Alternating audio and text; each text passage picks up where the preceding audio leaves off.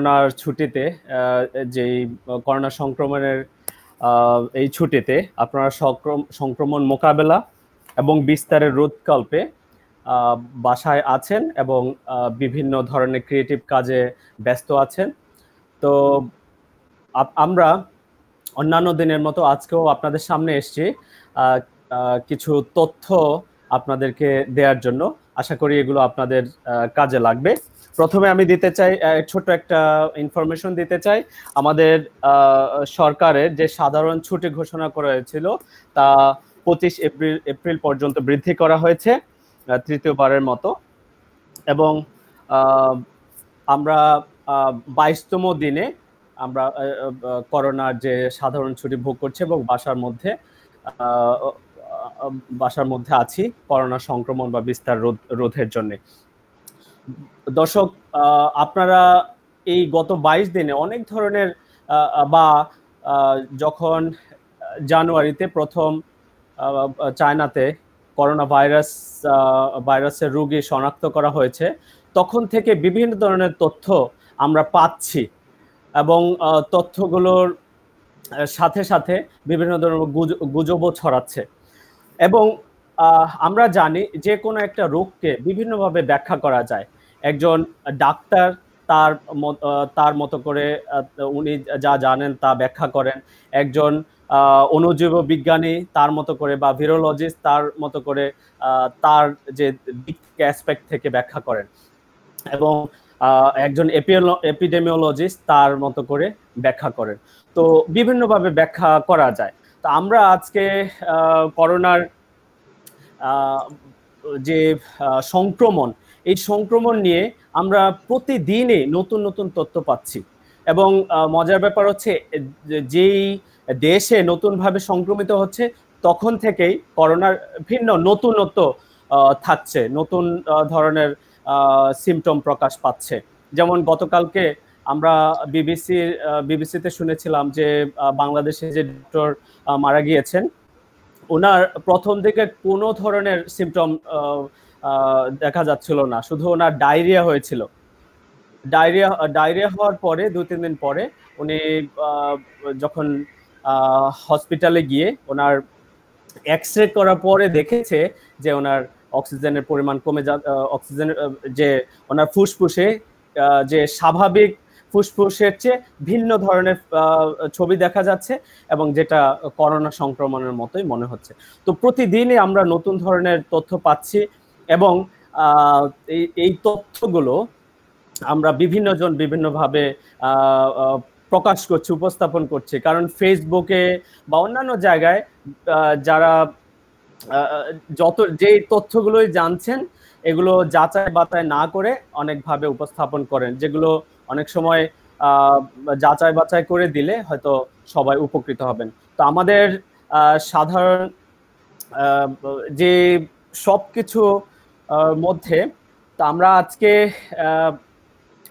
আমাদের মাঝে আমাদের অণুজীবের যে দিকটা, যা ভিরোলজির যে দিকটা, এই দিকটা নিয়ে আলোচনা করার জন্য আমাদের লাইভ অনুষ্ঠানে আমন্ত্রণ জানিয়েছি নর্থ সাউথ বিশ্ববিদ্যালয়ের সহকারী অধ্যাপক, যিনি কানাডার ম্যানিটোবা বিশ্ববিদ্যালয় থেকে পিএইচডি করেছেন অণুজীব বিজ্ঞানের উপর। তার কাছ থেকে আমরা এই করোনা ভাইরাস সম্পর্কে জানবো, এবং এই ভাইরাসটি কেন বিশেষ। এবং আমরা জানি যে influenza, HIV, Ebola, smallpox, SARS, MERS, অনেক ধরনের ভাইরাস আছে, কিন্তু এই ভাইরাসটা কেন বিশেষ এবং কেন এটাকে রোধ করা যাচ্ছে না, এবং সারা বিশ্বের যত বিজ্ঞানী আছে বা রাজনীতিবিদ আছে, দেশের রাষ্ট্রপ্রধানরা সবাই এটা নিয়ে চিন্তিত, এবং সবাই তার যার কাছ থেকে কাজ করছে। তো আমরা আজকে যে সর্বশেষ বৈজ্ঞানিক বিভিন্ন যে জার্নাল আছে, জার্নালের তথ্য, এবং আমাদের যে বিভিন্ন যে বড় বড় ফার্মাসিউটিক্যাল ইন্ডাস্ট্রি আছে, ইন্ডাস্ট্রির যারা লিডার আছে, তাদেরও কিছু তথ্য আমরা জানবো, এবং এই তথ্যের উপরে আজকের আলোচনা। এবং এই মুহূর্তে আমি পরিচয় করে দিচ্ছি ডক্টর সাব্বির আহমেদ শুভ। সাব্বির আহমেদ শুভ, শুনতে পাচ্ছেন? রহমান শুভ ভাই, হ্যাঁ শুনতে পাচ্ছি। হ্যাঁ জি, ভালো আছেন? ভালো আছেন? জি ভালো। আচ্ছা, আপনি কি বলবেন যে করোনা ভাইরাসটা আসলে কি এবং এটা কেন বিশেষ, কেন আমরা এটাকে কোনোভাবে রোধ করতে পারছি না? আচ্ছা, করোনা ভাইরাসটা হচ্ছে অনেকটা ফ্লু জাতীয় যে ভাইরাস আছে সেই ভাইরাসের একই ফ্যামিলির। সো এই ভাইরাসটাকে আমরা বলি হচ্ছে আরএনএ ভাইরাস। সো সাধারণত আমাদের মানে হচ্ছে মানুষ যারা আছে তাদের মধ্যে যেসব জিনোমিক কন্টেন্ট মানে ডিএনএর যে কন্টেন্টগুলি আছে সেগুলো ডিএনএ বেসড, আর এদের হচ্ছে আরএনএ বেসড। আচ্ছা, আরেকটা মজার ব্যাপার হচ্ছে যে ফ্লু ভাইরাসটা বিভিন্ন ধরনের প্রাণীদের হয়, আমাদের হয়, বাদুড়ের হয়, বিড়ালের হয়, কুকুরের হয়, এটা প্রত্যেকেরই ফ্লু হয়। বাট এই প্রত্যেকের ফ্লু ভাইরাসটা হচ্ছে specific to the host. So মানুষের যে ফ্লু ভাইরাসটা হয় সেটা হচ্ছে বিড়ালের কে সাধারণত কোনো ধরনের ইনফেক্ট করে না, আক্রমণ করে না। আবার হচ্ছে সাধারণত, আমি আর বলি সাধারণত আক্রমণ করে না। আবার হচ্ছে বিড়ালেরটা আমাদের আক্রমণ করে না, কুকুরেরটা বিড়ালকে আক্রমণ করে না, বা কুকুরেরটা পাখিকে আক্রমণ করে না। যেমন কয়েকদিন আগে হচ্ছে বার্ড ফ্লু, এটা কিন্তু একটা ফ্লুয়ের ভাইরাস, তো মানে ধরনের কোনো প্রবলেম ক্রিয়েট করে না, এটা শুধু বার্ডের জন্য। সো বার্ড ফ্লুটাও যেরকম ফ্লু টাইপের ভাইরাস, সো এই করোনাটা হচ্ছে একটা ফ্লু টাইপের ভাইরাস। সো ফ্লু টাইপের ভাইরাসের যে বৈশিষ্ট্যটা আছে যে এরা যেহেতু হচ্ছে বিভিন্ন ধরনের পার্টিকুলার, এটাকে আমি বলি কোভিড-19 যে রোগটা, সেটা হচ্ছে এটা বলি সার্চ কোভ-2, মানে সার্চ আগে যে সার্চ ভাইরাসটা ছিল তার সেকেন্ড ভার্সনটা হচ্ছে এই নতুন কোভিড-19 বলতেছে।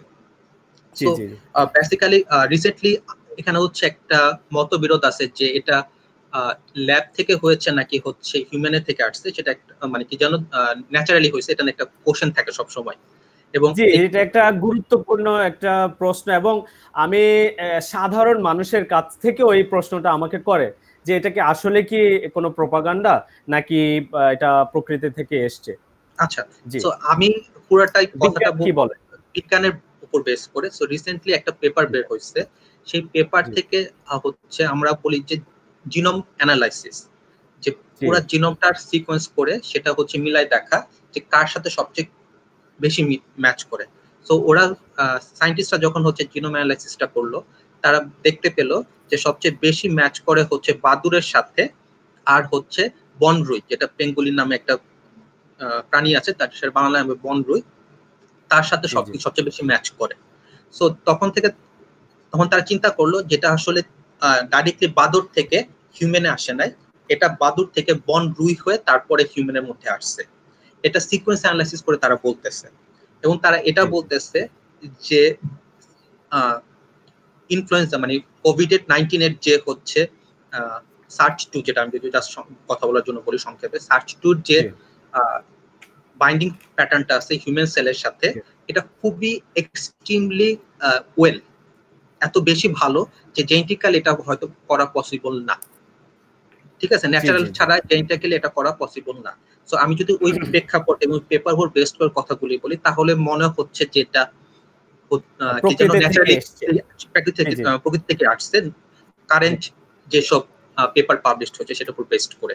আচ্ছা, এখন নেক্সট যেটা বললাম, যেহেতু হচ্ছে এটা খুব তাড়াতাড়ি, এটা বেসিক্যালি এই ধরনের ভাইরাসকে আমরা বলি জুনোটিক ভাইরাস, মানে যাদের হোস্টটা হিউম্যান না ডাইরেক্টলি, তাদের হোস্টটা হচ্ছে অন্য ধরনের প্রাণী, তাদেরকে আমরা জুনোটিক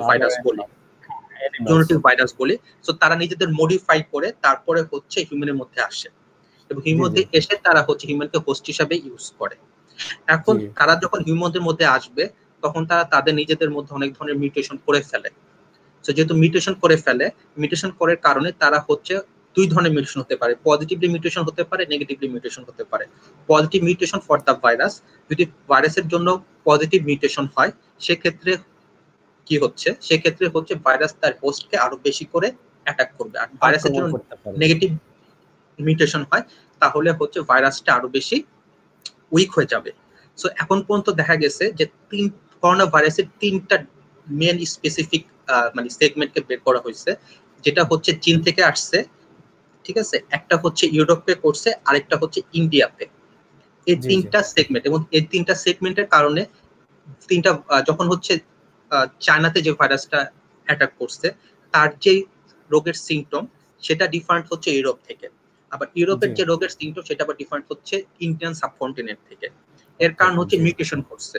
সো হুম যদি এরকম মিউটেশনের কারণে সাবকন্টিনেন্ট চেঞ্জ হয়ে যায়, সেক্ষেত্রে হয়তো বা যেটা বললাম আমাদের জন্য আচ্ছা পজিটিভ এই মিউটেশন। মিউটেশনের কারণটা কি ইয়ে করা যায় যে হ্যাঁ, স্পেকুলেট করা যায় কারণটা হ্যাঁ, কি হতে কি কারণে হতে এটা পারে কারণটা হচ্ছে যে এটা আরএনএ, এনভায়রনমেন্টাল না না না জেনেটিক না, বেসিক্যালি হচ্ছে আমাদের মিউটেশনটা অ্যাকচুয়ালি জিনিসটা কি, যে কোন একটা জিনিস চেঞ্জ সাডেন হয়ে যাও, চেঞ্জ ইন দ্য চেঞ্জ হয়ে যাও। জেনেটিক সো কোড আমাদের হ্যাঁ সাডেন চেঞ্জ ইন দ্য বডিতে জেনেটিক কোড হচ্ছে এই চেঞ্জটাকে মেনটেন করার জন্য বা চেঞ্জটাকে হচ্ছে চেক করার জন্য মেকানিজম আছে, বাট ভাইরাসের হুম মধ্যে ওই মেকানিজমটা নাই।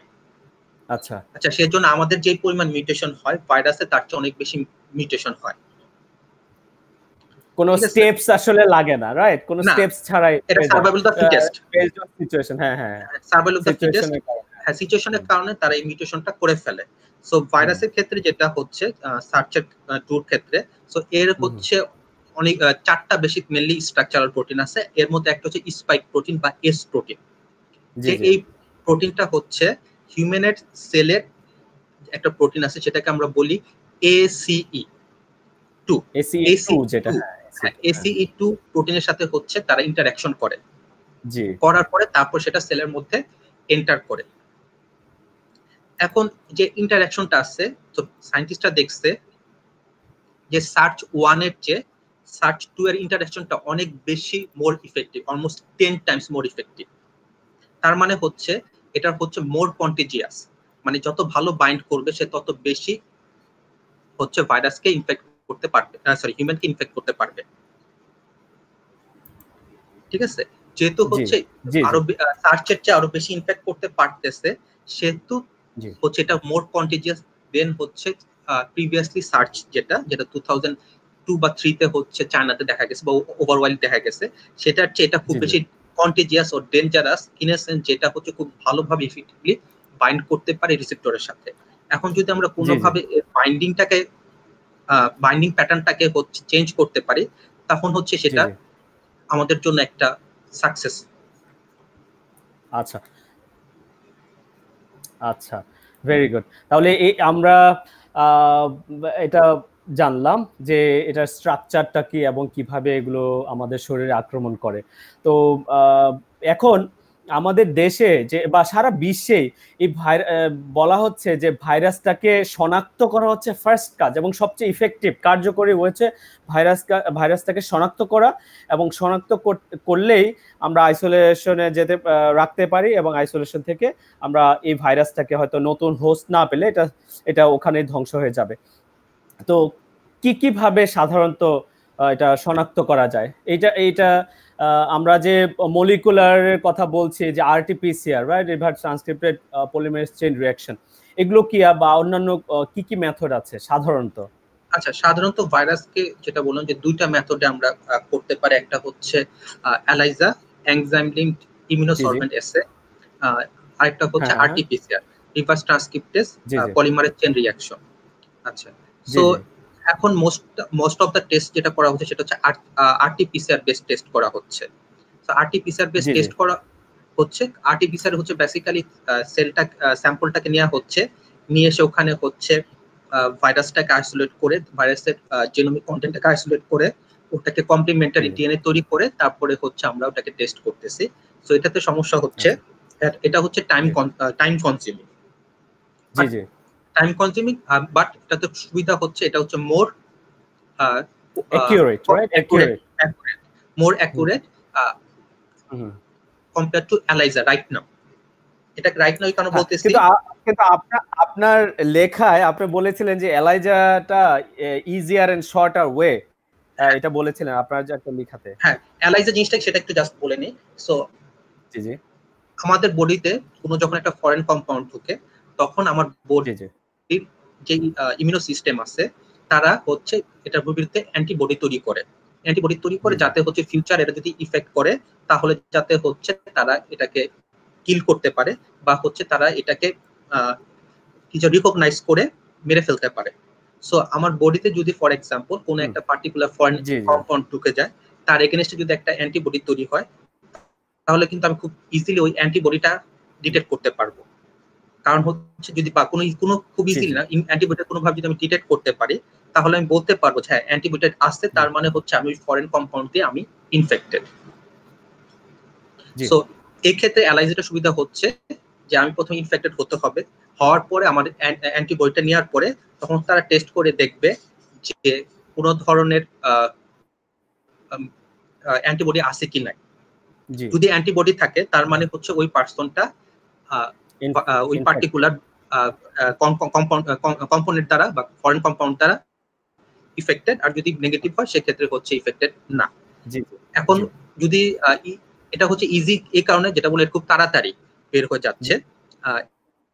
যেমন রিসেন্টলি যেটা আমি গণস্বাস্থ্যটা পড়লাম, ওরা যেটা বলতেছে ডট ব্লট, সেটা অনেকটা এলাইজা মেথডেরই মডিফাই ফরমেশন, মডিফাই ভার্সনটা হচ্ছে এই ডট ব্লটটা, ঠিক আছে? এই জন্য এটা খুব তাড়াতাড়ি হচ্ছে কাজ করতে পারবে। সো বেসিক্যালি ওরা স্যাম্পলটা নিবে, ব্লাডটা নিয়ে ওই রিয়েজেন্ট কি যেন ওই পার্টিকুলার আমরা বলি হচ্ছে একটা মেমব্রেনের উপর দিবে, মেমব্রেনটা দিয়ে তারপরে হচ্ছে ওটাকে টেস্ট করে দেখবে, যদি থাকে তাহলে কালার দিবে, আর যদি না থাকে তাহলে ওটা কালার দিবে না। ও ভেরি গুড। তাহলে আমরা যে আরটিপিসিআর তো যেহেতু মলিকুলার ল্যাব, শুনছেন? শুনতে পাচ্ছি। একটা মলিকুলার ল্যাব এবং অনেক এক্সপার্টিজের দরকার হয়। তো এই দুইটার কম্পারিজনে আরটিপিসিআর বা এলাইজা মেথডের কোনটা ইজিয়ার এবং কোনটা কম খরচে করা যায়? কম খরচে কোনটা করা যায়? একটা জিনিস হচ্ছে যে আমি যে বললাম যে স্পেসিফিক অ্যান্টিবডিটা, এটাকে আপনাকে খুঁজে বের করতে হবে বডি থেকে। যতক্ষণ আপনি বের করতে পারতেছেন ততক্ষণ তো আপনি এটা ডিটেক্ট করতে পারবেন না। সো যে যখন যদি ডিটেক্ট করা হয়ে যায় সেক্ষেত্রে খুব ইজিলি কাজটা করা যাবে। বাট যতক্ষণ না পর্যন্ত ওই অ্যান্টিবডিটা আপনি ডিটেক্ট করতে পারতেছেন বা ওটা দিয়ে আপনি কিভাবে অ্যানালাইসিস করবেন সেই পুরো প্রসেসটাকে আপনি ভ্যালিডেট না করতে পারতেছেন, তখন পর্যন্ত আপনি হচ্ছে এলাইজাটা ইউজ করতে পারবেন না। যখন আপনি করে ফেলবেন তখন এলাইজাটাই হচ্ছে সবচেয়ে ইজিয়ার এন্ড কস্ট ইফেক্টিভ। যেহেতু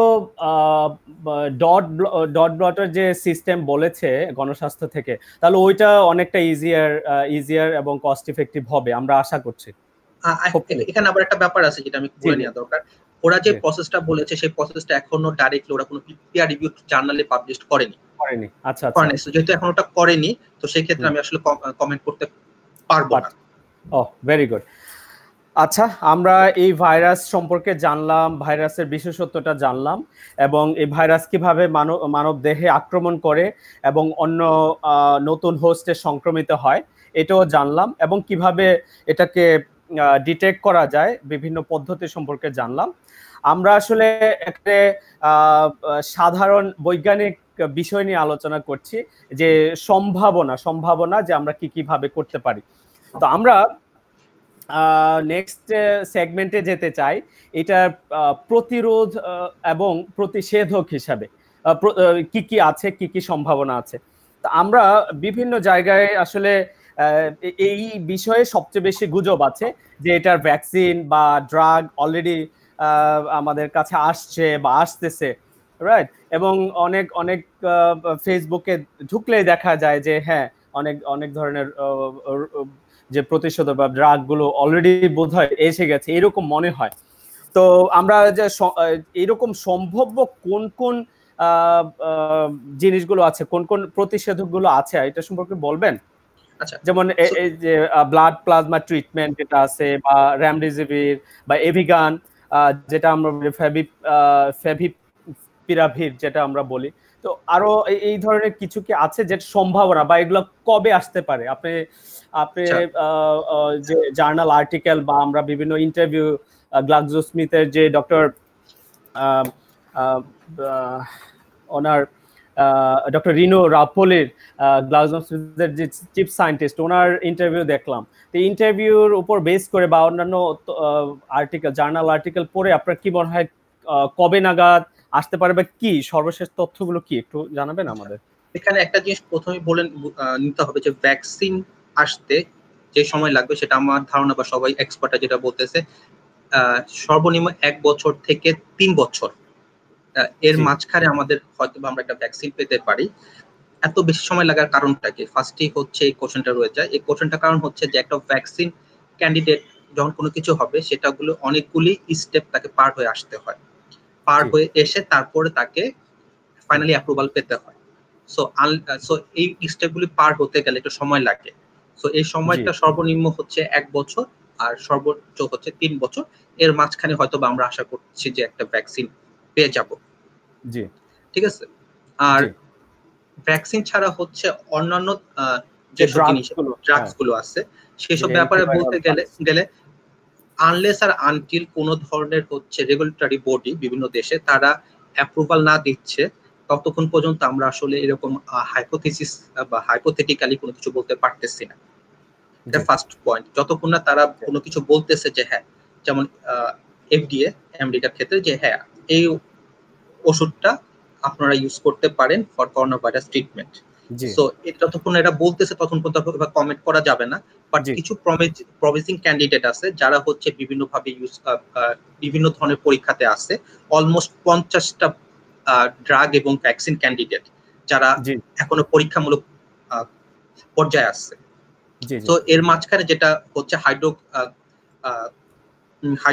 হাইড্রোক্সি ক্লোরোকুইনিন যেটা ছিল, তো সেটা হচ্ছে কিছু কিছু পত্রিকায় বলতেছে যে এটা ইফেক্টিভ, আর কিছু কিছু পত্রিকায় বলতেছে এটা আসলে লার্জ করে ইফেক্টিভ না। সো এটা পত্রিকা বলতে আসলে পত্রিকাগুলো তো বিভিন্ন যে রিসার্চ গ্রুপের রেফারেন্স দিয়ে কিন্তু তারা বলছে। তারা বলতেছে এটা হতে পারে যে পিয়ার রিভিউড জার্নাল না হলেও বিভিন্ন শর্ট কমিউনিকেশন যেগুলো আছে, শর্ট কমিউনিকেশন করে ওনারা বলছে যে এটার রেজাল্টটা হচ্ছে এই দিক। কারণ এখানে শর্ট কমিউনিকেশন এই সময় যেহেতু দ্রুত গতিতে সব দেশেরই আসলে চাপ আছে যে যত দ্রুত সম্ভব এটার কোনো রিমেডি বাজারে নিয়ে আসা যায় কিনা। তো এই জন্য সায়েন্টিস্টরা যারা যেটা পাচ্ছে শর্ট কমিউনিকেশন আকারে বিভিন্ন জার্নালে বা কোনো একটা পত্রিকাকে বিভিন্ন রিসার্চ গ্রুপ থেকে দিচ্ছে। হ্যাঁ, বলেন। সেটা ঠিক আছে। এখানে যেটা হচ্ছে যে যে টেস্টগুলি করা হচ্ছে এখানকার সাবজেক্টটা মানে টেস্ট করার জন্য যেসব যাদের মানে স্যাম্পল সাইজ সেটা যদি আমি চিন্তা করি সেটা আসলে এনাফ না, এবং টেস্টটা হচ্ছে খুব ব্রড স্পেকট্রামে হচ্ছে না যে অনেক বড় একটা পপুলেশন নিয়ে। এখন হয়তো বা কোনো একটা পার্টিকুলার সিচুয়েশনে ওই ওষুধটা কাজ করতেছে পার্টিকুলার গ্রুপের উপরে, এখন সেম ওষুধটাই যে আরেকটা পার্টিকুলার সিচুয়েশন পার্টিকুলার গ্রুপের উপর কাজ করবে নট নেসেসারি। ঠিক আছে, যেটা আমি বললাম যে যতক্ষণ না পর্যন্ত এটা কোনো গভর্নমেন্ট অর্গানাইজেশন 100% অ্যাপ্রুভাল না দিচ্ছে ততক্ষণ পর্যন্ত আসলে এগুলোকে বলতে হবে যে test phase medicine, possible medicine. আর হচ্ছে যেটা রিসেন্টলি যেটা নিয়ে হচ্ছে খুব কথা হচ্ছে সেটা হচ্ছে জাপানি একটা ফ্লু ড্রাগ, সেটা হচ্ছে ফ্লাভিগান, সেটার হচ্ছে জেনেরিক নেম হচ্ছে ফ্লাভিপিরাভির। এটা বেসিক্যালি কাজ করে একটা জিনিস যে আমাদের যেটা আমি বললাম যে আমাদের হিউম্যানের ক্ষেত্রে বা ইউক্যারিওটিক সেলের ক্ষেত্রে ডিএনএ থেকে আরএনএ হয়, ডিএনএ ডিপেন্ডেন্ট আরএনএ পলিমারেজের মাধ্যমে। বাট করোনা ভাইরাসেরটা হচ্ছে সেন্ট্রাল ডগমা অ্যাপ্লাই, আর এখানে হচ্ছে করোনা ভাইরাসের ক্ষেত্রে সেটা হচ্ছে RNA dependent RNA polymerase, which is very unique to the virus. So এখন বিজ্ঞানের চেষ্টা করতেছে এই ইউনিকনেসটাকে কাজে লাগানোর জন্য কোনোভাবে ওই পার্টিকুলার এনজাইমটাকে ইনঅ্যাক্টিভ করে দেওয়া যায় কিনা, কারণ ওই পার্টিকুলার এনজাইমটা হিউম্যানের মধ্যে অ্যাবসেন্ট। আচ্ছা, যেহেতু হিউম্যানের মধ্যে অ্যাবসেন্ট সেহেতু তারা চেষ্টা করতেছে যে ওই পার্টিকুলার এনজাইমটাকে ইনঅ্যাক্টিভ করে দেওয়ার জন্য, এবং ওই অ্যাভিগনের কাজটাই হচ্ছে সেম জিনিসটা করা, আর সেম কাজটাই করতেছে অ্যাভিগন। আচ্ছা, তো আমাদের আমি কিছু দর্শকদের কিছু প্রশ্ন নিব একটু। আমি যদি দেখি একজন প্রশ্ন করেছেন, আমি একটু দেখি প্রশ্ন। ওকে, খুরশেদ আলম প্রশ্ন করেছেন, please explain about the infection prevention and control system, how to overcome from this COVID-19 trauma situation. আচ্ছা, এটা নিয়ে আমরা বক্তব্যের শেষে আমরা এটা নিয়ে কথা বলবো, কারণ সব তথ্যগুলো আমাদের যখন আমরা পাবো যে কি কি প্রতিষেধক বা কি কি ভ্যাকসিন আমাদের সম্ভাব্য এখনো এসছে কিনা, তখন আসলে আমরা সিদ্ধান্তে পৌঁছতে পারবো যে এই মুহূর্তে আমাদের কি করা উচিত। আমরা আপনার কাছ থেকে নিব, আপনি বলতে থাকেন। জি আচ্ছা, যেটা বলতেছিলাম, সো এছাড়া আরেকটা যেটা আছে সেটা হচ্ছে আমরা বলি রেম, সেটা হচ্ছে রেমডিসিভির। সেটা হচ্ছে একটা নিউক্লিওটাইড অ্যানালগ, সেটা হচ্ছে এখনো ট্রায়াল ফেজে আছে, ট্রায়াল ফেজ 2 তে সম্ভবত। তো এটা হচ্ছে বেসিক্যালি এগেন এর সবগুলি হচ্ছে particular component of the virus, সেগুলোকে ফোকাস করে তৈরি করা। এখন হোপফুলি যদি আমরা এরকম কোনো weak point of the virus পাওয়া যায় যেটাতে হচ্ছে পার্টিকুলার মেডিসিন বা পার্টিকুলার ড্রাগগুলি ইউজ করলে কাজ হবে, সেক্ষেত্রে আমরা ওগুলি ইউজ করতে পারি। বাট এছাড়া আরো কিছু ভাইরাস মেডিসিন আছে যারা হচ্ছে ভাইরাসের বিভিন্ন প্রপার্টিসকে ফোকাস করে করতেছে, যেটা ভাইরাসের জন্য essential but not harmful for the human body.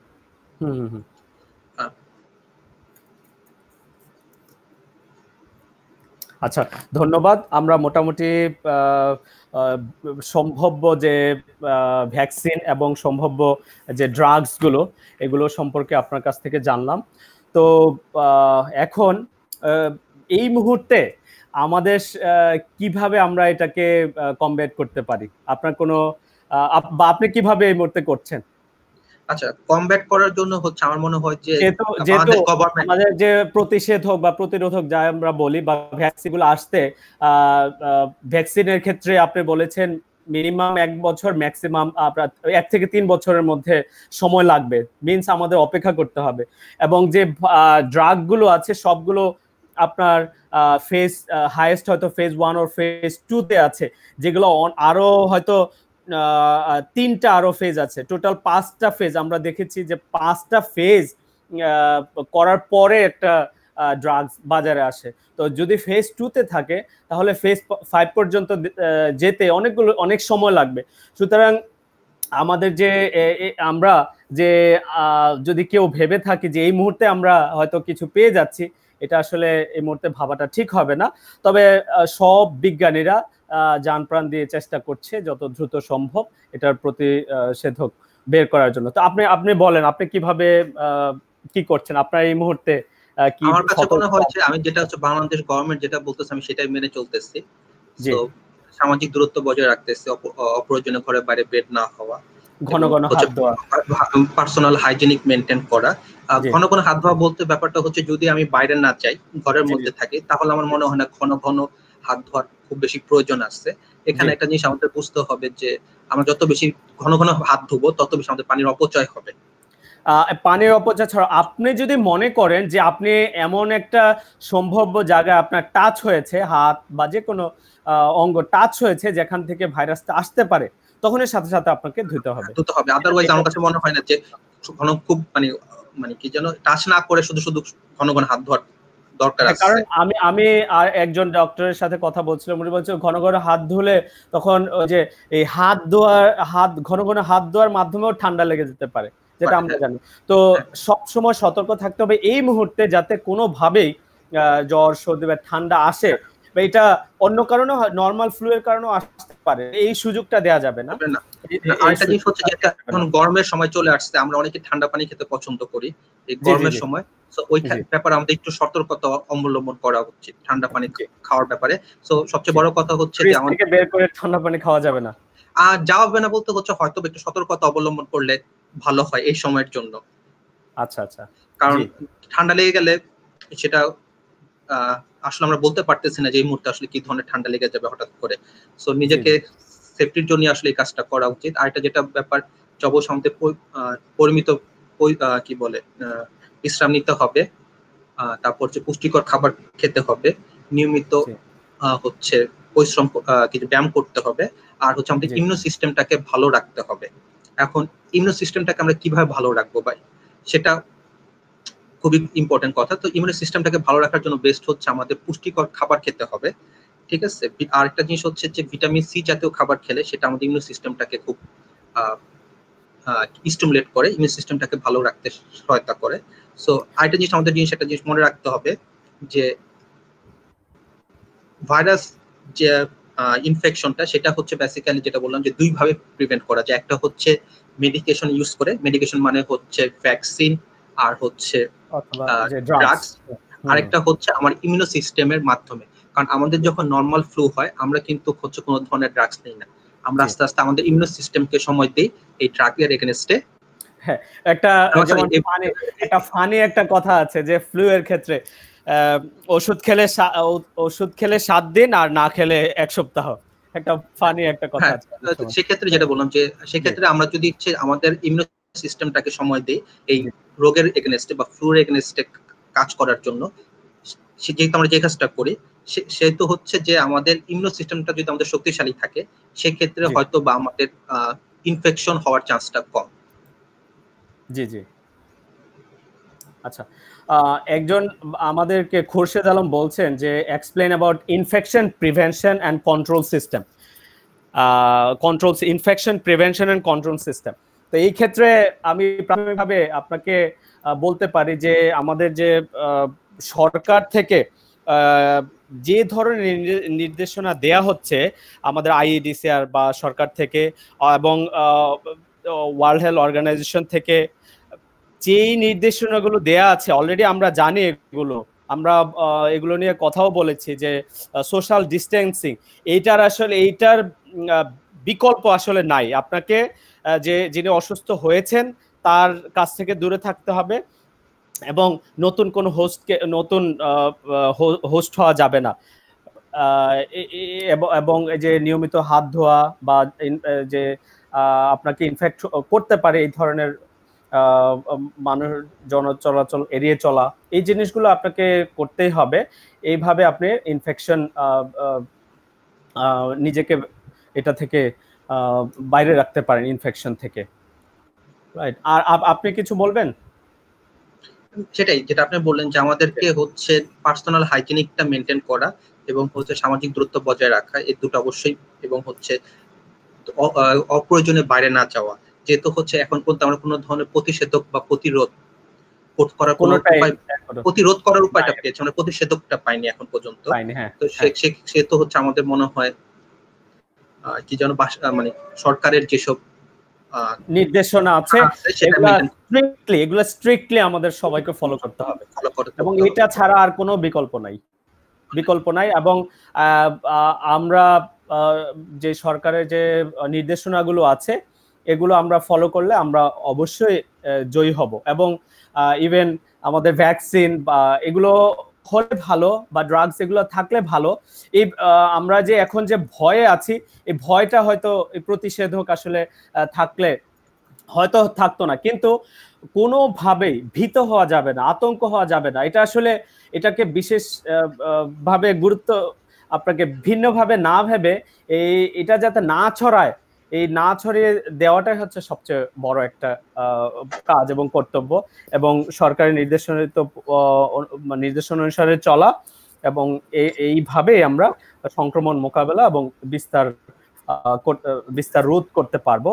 এবং আমাদের দেশে যে ধরনের একটা আমরা অনেকে বিভিন্নভাবে বলতে চাই যে অনেক ধরনের এটা বড় আকারের মহামারী হবে, আমরা আশা করি যে এই ধরনের ব্যবস্থাগুলো নেওয়া হয়েছে এগুলো একটা ভালো একটা প্রভাব আমরা শীঘ্রই আমরা পাবো। আর সরকারের বিভিন্ন সরকার যে প্রায় 28টা ল্যাব টোটাল করার যে প্ল্যান ছিল অনেকগুলো করেছে, এবং টেস্টের সংখ্যা আগের চেয়ে অনেক বেড়েছে। তো হোপফুলি এগুলোর প্রভাব আমরা তো শীঘ্রই পাবো। তো একটা কথা অ্যাড করতে চাই, সেটা হচ্ছে যে আমাদেরকে আশাহত হলে চলবে না। জি, আমাদের আশা আছে, বিজ্ঞানীরা চেষ্টা করতেছে, আর ইনশাআল্লাহ আমরা খুব শীঘ্রই হচ্ছে একটা কোনো ধরনের প্রতিষেধক বা এই ইনফ্লুয়েঞ্জা কোভিড এর এগেইনস্টে কোনো ধরনের মেডিসিন আমরা সামনে নিয়ে আসবো আশা করি, বা বিজ্ঞানীরা নিয়ে আসবে। বাট ততদিন পর্যন্ত নিজেকে সেফ রাখতে হবে, এবং যেটা বললাম যে একটুখানি আমাদেরকে সাবধানতা অবলম্বন করতে হবে। আমরা যদি সাবধানতা অবলম্বন করি তাহলে আমাদেরকে হারাতে পারবো। এটা খুব বেশি কঠিন কিছু ব্যাপার না। আমি সেদিন ফেসবুকে দেখতেছিলাম যে করোনা হচ্ছে খুব কি বলে যে ইগোইস্টিক একটা পার্সন, তাকে যদি কেউ ডেকে না নিয়ে আসে তাহলে সে নিজে বাসায় আসে না। হ্যাঁ হ্যাঁ হ্যাঁ, ভেরি ফানি এন্ড ইন্টারেস্টিং। তাকে যদি কেউ ডেকে না নিয়ে আসে তাহলে সে নিজে বাসায় আসবে না। সো আমাদের আসলে ওই জিনিসটা একটু মেনটেন দেখতে হবে, জি ওই জিনিসটা মেনে চলতে হবে। জি ডক্টর সাবির, আমরা কিছুক্ষণের মধ্যে শেষ করব এবং আপনাকে অনেক অনেক ধন্যবাদ। আপনি আপনার অভিজ্ঞতা দিয়ে আমাদেরকে খুব সহজভাবে করোনা সম্পর্কে বলেছেন, করোনা কিভাবে আমাদের দেহে প্রবেশ করে এবং কিভাবে সংক্রমণ করে। মোটামুটি আমরা অনেক সাধারণভাবে স্বাভাবিকভাবে আপনি আমাদের বুঝিয়েছেন, তো এই জন্য আপনাকে অনেক অনেক ধন্যবাদ। ভালো থাকবেন আপনি পরিবার সহ। আপনাকে অনেক ধন্যবাদ নাসির ভাই। জি জি তো আমি দর্শকদের উদ্দেশ্যে বলবো যে আপনারা দেখেছেন এবং আমরা চেষ্টা করেছি যে বিজ্ঞান ভিত্তিক যে বিভিন্ন আর্টিকেল আছে, গবেষণালব্ধ যে ফলাফল, এই ফলাফল এবং যে প্রথম সারির যে আপনার ফার্মাসিউটিক্যাল ইন্ডাস্ট্রি আছে, ইন্ডাস্ট্রি লিডার আছে, যেমন গ্লাক্সোস্মিথ বা বিভিন্ন মলিকুলার জেনেটিক্স ল্যাবের ডিরেক্টর বিভিন্ন দেশের, তাদের বিভিন্ন ইনফরমেশনগুলো আমরা পড়ে আমরা এই আলোচনাটা আয়োজন করেছি এবং আশা করি আপনারা কিছু ইনফরমেশন জেনেছেন। তবে গুরুত্বপূর্ণ হচ্ছে যেহেতু বিজ্ঞানীরা কন্টিনিউয়াসলি গবেষণা করছেন, নতুন নতুন তথ্যগুলো আমাদের কাছে আসছে, যে ইনফেকশন প্যাটার্ন থেকে শুরু করে সবকিছু, এবং আমরা আশাবাদী থাকতে চাই, আশাহত হলে হবে না, কোনোভাবে আতঙ্কিত হওয়া যাবে না। এটাকে সাধারণ ফ্লু বললেও ভুল হবে না, কিন্তু ভয়টা যেটা, আমাদের কাছে কোনো প্রতিষেধক ড্রাগস এন্ড ভ্যাকসিন নাই দেখে আমরা বেশি আসলে ভয় পাচ্ছি, কিন্তু এটাকে কোনোভাবে ভয় পাওয়া যাবে না।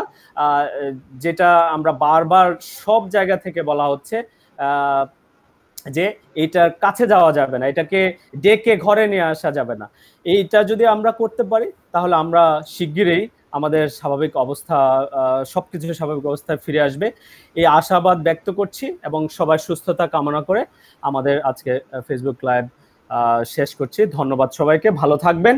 আর আপনাদের যদি কোনো বিশেষ কোনো প্রশ্ন থাকে আপনারা লিখতে পারেন, আমরা আবার হয়তো ফেসবুক লাইভে না আসেও আমরা যারা বিশেষজ্ঞ আছেন তাদের সাথে পরামর্শ করে বা কথা বলে আমরা আপনাদের উত্তর পাঠিয়ে দেব।